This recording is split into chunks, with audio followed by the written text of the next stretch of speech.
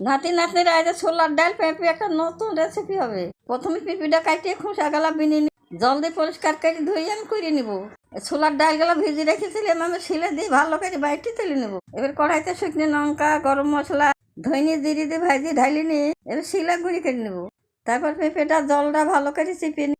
ওর মধ্যে ছোলার ডাল বাটা লঙ্কা গুঁড়ো হলুদ গুঁড়ো স্বাদ মতো লবণ দিয়ে ভালো করে মাখ একটা কলার পাতায় চাপিয়ে দিয়ে এবার ভালো করে বাইন্ধে নিয়ে কড়াইতে জল দিয়ে একটা ট্যান বসি ঢাকা দিয়ে চাপা দেবো। এবার আস্তে আস্তে জাল দিয়ে ভাপে তুলে নিয়ে একটা চাকুর সাহায্যে আমি পিস পিস করে কাটিয়ে নিই।